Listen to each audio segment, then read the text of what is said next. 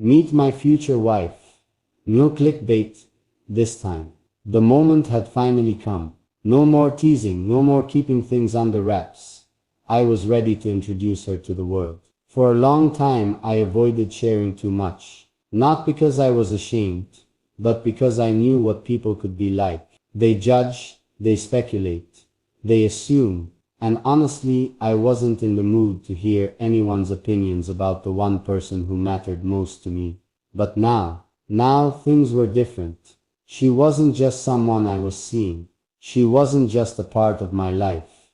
She was my life. The woman who had walked into my world and changed everything.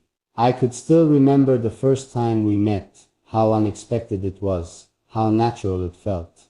There was no dramatic movie moment, no slow motion scene with music playing in the background. Just two people who crossed paths and somehow knew, even before words were spoken, that this was something real. From that day on, I watched her prove over and over again why she was the one. It wasn't just in the big things, the way she supported me, the way she always saw the best in me, the way she believed in me even when I didn't believe in myself. It was in the little things too. The way she laughed at my worst jokes. The way she remembered things I had said in passing. The way she made every ordinary day feel like something special. And now, here we were. I knew there would be reactions. Some people would be happy for us. Others would have their doubts. There would be those who would whisper, question, and dissect every detail.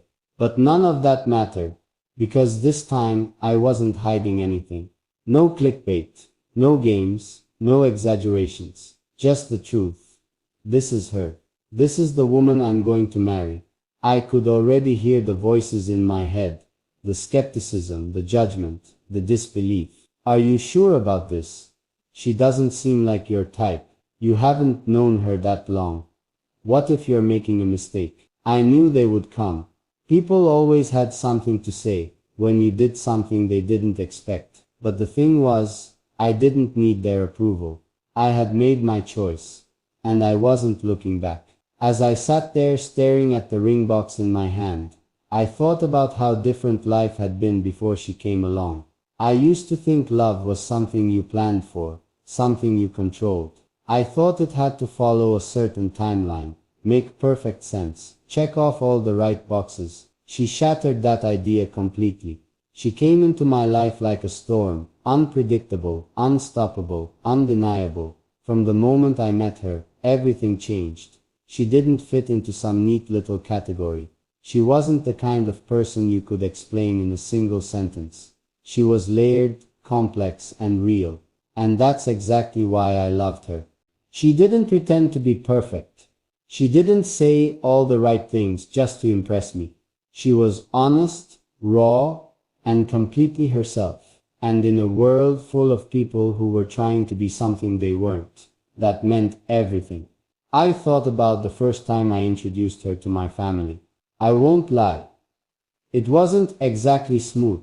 There were awkward silences, a few skeptical glances, and that one relative who pulled me aside and whispered, "Are you sure about this?" I was sure. I was more sure about her than I had ever been about anything in my life. She didn't try to win them over with charm or fake politeness. She was simply herself. And little by little they started to see what I saw. They saw her kindness, her strength, her loyalty. They saw the way she stood by me, the way she looked at me, the way she made me better. Some people still had their doubts. That was fine. They would understand, eventually. Or maybe they wouldn't. Either way, it didn't change a thing. I snapped the ring box shut and took a deep breath. It was time. I wasn't just introducing my future wife to the world. I was choosing my future. The weight of the decision pressed against my chest. Not because I was uncertain, but because I knew how much this moment would define everything moving forward. I had never been the type to care about what people thought. But this was different. I stood up, the ring box still clenched in my hand, and walked toward the door. The evening air was thick. the kind that carried the unspoken thoughts of everyone who had something to say but didn't dare to voice it. I could already picture their faces. Some smiling, some hesitant, some outright disapproving. I didn't need their approval, but I did need her to know that no matter what came next, I was standing by her. She was waiting for me at the cafe where we first met, completely unaware of what I was about to do.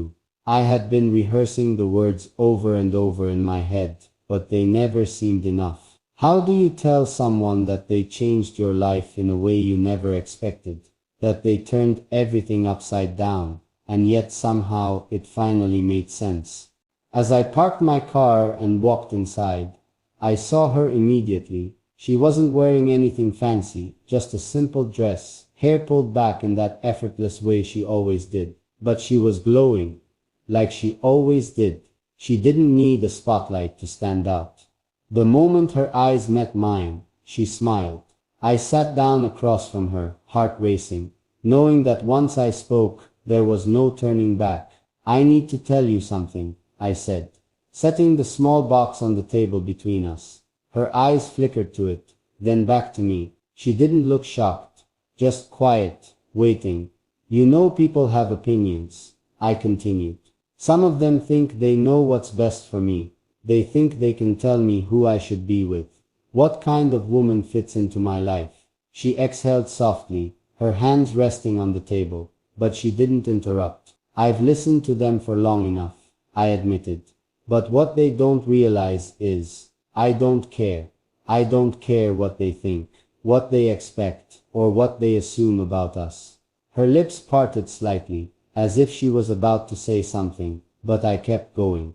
"Because none of it changes how I feel about you. It doesn't change what I know about you, about us, and it definitely doesn't change the fact that I love you." I reached for the box, opening it slowly, revealing the ring inside. "This isn't about proving anything to anyone," I said. "It's not about making a statement or silencing doubts. It's about one thing. Us, the life we want to build, the future we choose for ourselves." Her breath hitched, and for a moment she didn't move. "Meet my future wife," I said softly. "If you'll have me." The cafe seemed to disappear around us. There were no voices, no expectations, no outside noise, just her, just us. Her hands trembled slightly as she reached for the ring box. Her fingers hovered over it for a moment, then withdrew, as if she needed time to absorb the weight of what was happening. The world outside the cafe carried on as usual, laughter from other tables, the clinking of coffee cups, the faint hum of traffic beyond the glass windows. But between us, time had slowed to a standstill. "You're serious," she finally said, her voice barely above a whisper. I didn't hesitate. I've never been more sure of anything in my life. Her eyes searched mine, as if looking for something, doubt, hesitation, an ounce of uncertainty. She wouldn't find any. "But your family, your friends," she started, shaking her head slightly. "You know they have their opinions." I let out a breath, leaning forward. "I know, and I don't care. If I spent my life trying to please everyone else, I'd never be happy. You make me happy. That's all that matters to me." Her lips parted, but no words came out. She blinked rapidly, as if holding back something overwhelming. I had seen her strong, I had seen her fierce, but this was different. This was vulnerable. "I never thought," she started, then stopped herself. I always worried that maybe I wouldn't be enough." The idea alone made my chest tighten. I reached across the table, taking her hands in mine. "You are everything," I said, my voice steady. "Everything I never knew I needed. And I don't want to spend another day pretending like my life could be complete without you in it." The cafe noise faded further into the background. She stared at me, her grip on my hands tightening, and then finally she smiled. A slow, genuine, breathtaking smile. "You really mean it?" she asked, still in disbelief. I nodded. "Say yes, and I'll spend the rest of my life proving it to you." She exhaled sharply. almost like a laugh.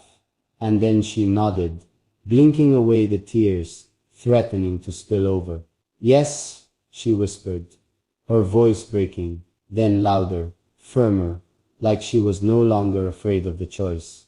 Yes, I let out a breath.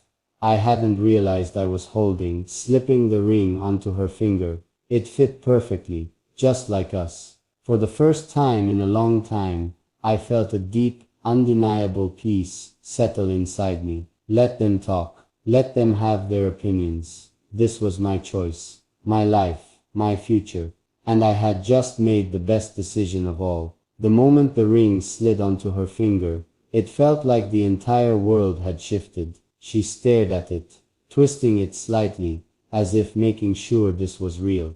Then, she looked back at me, and I saw something I hadn't before, relief. As if for the first time, she truly believed this was happening. Outside the cafe window, the world moved on, people walking past, lost in their own lives. But inside, it was just us. She exhaled, then let out a soft laugh. I can't believe this. I smiled, squeezing her hands gently. Believe it. We're in this together now. She nodded slowly, but I could see something flicker in her eyes. Doubt. Not about us, but about everything beyond us. My family will be happy for me, she murmured, but there was hesitation in her voice. But yours. She let the sentence hang in the air. I already knew where she was going with it. They'll have opinions, I admitted. They always do. But I don't need their approval to know what I want. She bit her lip. I don't want you to lose them over me. I shook my head. If they can't accept the person who makes me happy, then maybe they never really understood me at all. She searched my face for a moment, then sighed, nodding. I just don't want you to resent me later. Never, I said immediately. Not for a second. Silence settled between us, but it wasn't uncomfortable. It was filled with understanding. I knew this wasn't just about love. It was about acceptance, about fighting for something despite the world's expectations. I'll tell them soon, I promised. No more waiting, no more hiding. Her grip on my hand tightened, and I could feel her trust in that moment. She believed me. Okay, she whispered. Okay, for now this was enough, but I knew soon we'd have to face everything waiting for us outside this cafe. The night before, I was supposed to tell my family. I barely slept, lying in bed. I kept going over the conversation in my head. I could already picture their reactions. Raised eyebrows, doubtful glances, maybe even a tense silence that said more than words ever could. It wasn't that I didn't love my family. I did.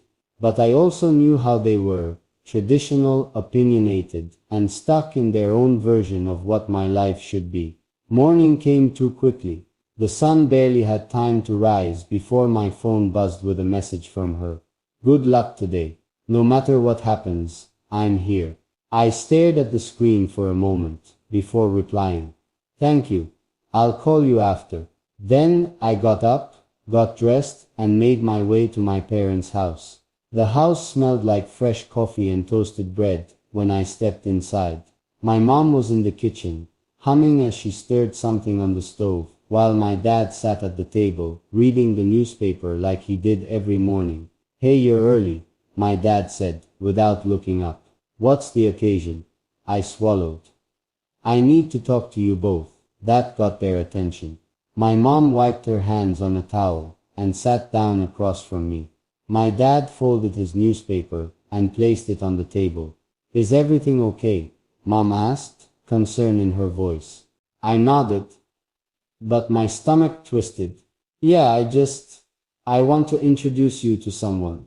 I saw the change in their expressions immediately, curiosity mixed with something else. Someone? My dad repeated. Who? I exhaled slowly. My fiancée.